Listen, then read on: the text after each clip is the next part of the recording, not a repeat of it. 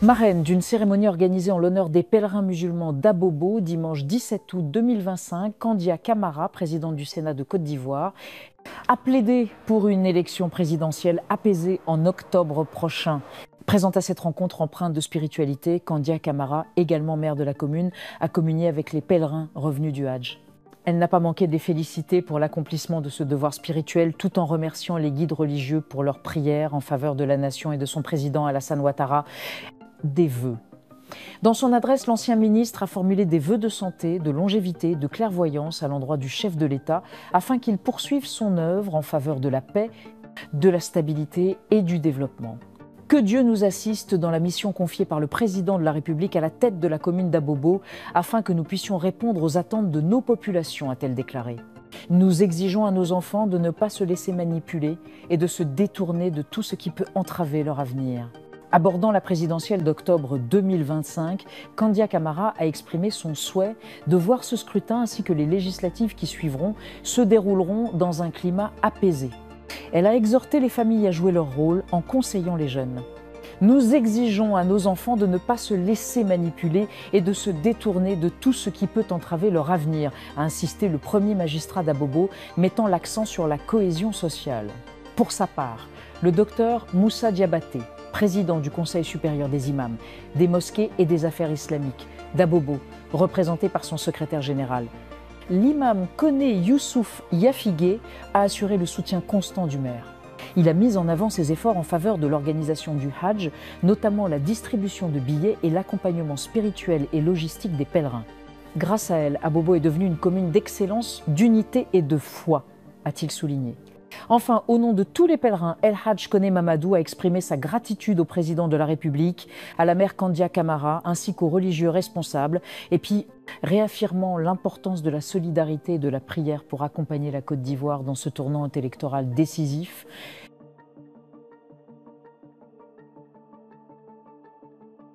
Alphonse Soro, cadre du RHDP, a réagi aux propos de Laurent Gbagbo. Lors de l'émission L'Interview du matin, ce proche de Ouattara est revenu sur le meeting du président Laurent Gbagbo devant des milliers de militants à Yopougon. Il évoque régulièrement une question de 4e mandat et il n'est pas le seul. Toute l'opposition a semblé se réunir dans un laboratoire pour sortir ce slogan qu'elle brandit comme un chiffon rouge, a-t-il déclaré. Selon Alphonse Soro, cette polémique relève d'une stratégie politique et ne repose sur aucun fondement juridique. En 2016, une nouvelle constitution a été adoptée. Elle autorise le président Ouattara à effectuer 2 mandats dans le cadre de la Troisième République. Celui qui s'achèvera en octobre 2025 est le premier. Rien ne l'empêche donc d'en briguer une seconde. Il ne s'agit pas d'un 4e mandat, mais bien d'un 2e mandat de la Troisième République, a-t-il précisé, accusant l'ancien chef l'État de manipuler l'opinion pour défendre une cause personnelle et individuelle. Alphonse Soro estime incompréhensible la posture de l'ancien président. Lorsque vous faites l'objet d'une condamnation et que vous savez que vous n'êtes pas sur la liste électorale, agir de manière responsable aurait voulu que le président Gbagbo organise son camp, désigne un successeur et soit à la disposition de ce candidat pour faire campagne, puisqu'il sait qu'il ne répond aux conditions d'éligibilité, a-t-il regretté.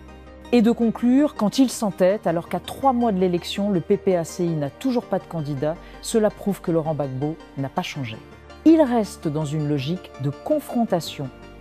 Rappelons que Alphonse Soro ne fait plus partie des proches de Guillaume Soro. Et après avoir quitté la sphère soroiste, le président de l'Alliance nationale pour le changement ne manque pas de s'en prendre à son ancien leader en exil. De retour d'exil le mardi 12 janvier 2021, Alphonse Soro n'avait pas mis de temps pour s'exprimer sur son avenir politique. Le président de l'ANC, qui a été accueilli par des proches à l'aéroport international Félix Houphouët-Boigny d'Abidjan, dans la capitale économique ivoirienne, a décidé de ne pas poursuivre le combat aux côtés de Guillaume Soro, en exil en Europe et menacé par un mandat d'arrêt international. Seulement quelques jours après son retour en Côte d'Ivoire, l'ancien conseiller de feu Amadou Gon Coulibaly à la primature a mis fin à sa collaboration avec le mouvement politique Générations et Peuples Solidaires GPS, fondé par le député de Ferké, après sa rupture avec l'actuel chef de l'État. Alphonse Soro s'est même engagé à se rapprocher du rassemblement des Oufouettistes pour la démocratie et la paix, le parti au pouvoir, et ancien allié du Parti démocratique de Côte d'Ivoire. Devant la vive critique dont il fait l'objet de la part des partisans de l'ex-chef du Parlement ivoirien, Alphonse Soro n'est pas resté silencieux. Être différent n'est ni une bonne ni une mauvaise chose. Cela signifie que vous êtes suffisamment courageux pour être vous-même, a-t-il déclaré. Invité sur le plateau de la chaîne de télévision ivoirienne NCI, Alphonse Soro a dévoilé les griefs qu'il a contre le patron des Soroistes. L'ancien député à l'Assemblée nationale se dit en phase avec la direction et toutes les bases de l'ANC et annonce son retour au sein de son parti politique d'origine, le RHDP, et auprès du chef d'État Alassane Ouattara. Alphonse Soro n'a pu s'empêcher de dévoiler ce qu'il reproche à Guillaume Soro, condamné à 20 ans de prison ferme par la justice ivoirienne. Il soutient que l'homme fort de la rébellion pendant le règne du fondateur du Front populaire ivoirien FPI a refusé de faire un bilan lucide du désamour progressif observé avec les bases qui n'ont pas suivi ses mots d'ordre. Et la nouvelle recrue des oufouettistes d'ajouter « Nous avons également des divergences de forme et de fond sur la manière de faire la politique. Désormais, la suite de son aventure sera sans nous. »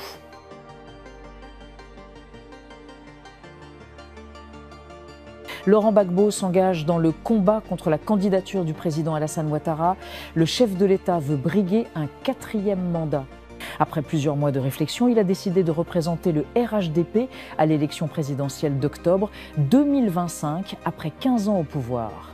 Ce projet n'est pas du goût de son prédécesseur qui s'y oppose farouchement. Après la grande marche menée par le PPACI et le PDCI, l'ancien président Laurent Gbagbo a organisé un meeting ce samedi 16 août pour mobiliser des milliers de militants contre la candidature d'Alassane Ouattara. Le message a été clair, il n'y aura pas de 4e mandat. Notre détermination est sans faille, a-t-il déclaré. Il invite ses militants à dénoncer la décision du président sortant de briguer un 4e mandat. Je voudrais vous dire d'aller lui dire qu'il ne fera pas un 4e mandat, a déclaré Laurent Gbagbo. Après 15 ans au pouvoir, le président sortant justifie sa décision de briguer un 4e mandat par les défis auxquels sont confrontés la Côte d'Ivoire. Il évoque les difficultés économiques et la crise sécuritaire dont la gestion nécessite de l'expérience. Face à ce plan de 4e mandat, l'opposant tente des actions dans une divergence apparente qui reste infructueuse.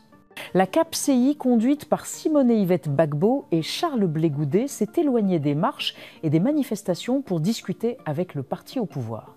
Quant au front commun PDCI-PPACI, il n'est pas question de dialoguer avec le parti RHDP. Pour le front, le dialogue doit se faire avec le gouvernement. Exclu de la présidentielle, le président du Parti des peuples africains Côte d'Ivoire maintient sa candidature et s'oppose à un plan B au sein de sa formation politique. Il se retrouve dans la même situation que Tidjane Thiam, Charles Blé Goudet et Guillaume Soro. Aucun d'eux ne pourra participer à l'élection du 25 octobre, sauf une solution politique de dernière minute.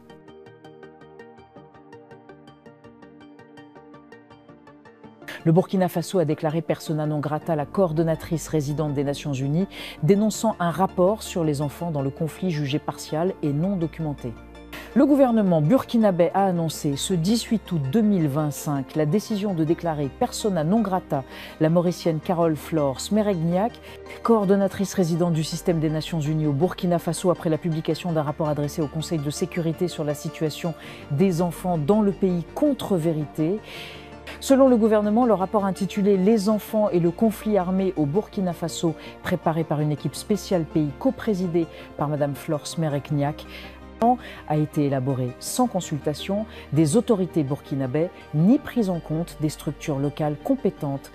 Le document aborde la situation politique, militaire et sécuritaire, ainsi que les violations graves présumées contre les enfants dans le cadre du conflit. Le Burkina Faso déplore que le rapport compile des affirmations jugées sans fondement et de contre-vérité et ne comporte aucune annexe de rapport d'enquête ni d'arrêt de justice pouvant étayer les cas de violation attribués aux forces burkinabè. Le gouvernement qualifie ces informations de mensongères et accuse certaines agences onusiennes d'utiliser des terminologies équivoques qui pourraient légitimer la violence subie par le pays depuis plus d'une décennie. Relation complexe. Pour le gouvernement, la publication unilatérale de ces informations, sans preuve juridiquement recevable, remet en cause la crédibilité de Mme Flore Smeregniak en tant qu'interlocutrice des autorités burkinabè. La décision de la déclarer persona non grata, assure le gouvernement, est motivée par la nécessité de préserver et de renforcer la coopération entre le Burkina Faso et les Nations Unies.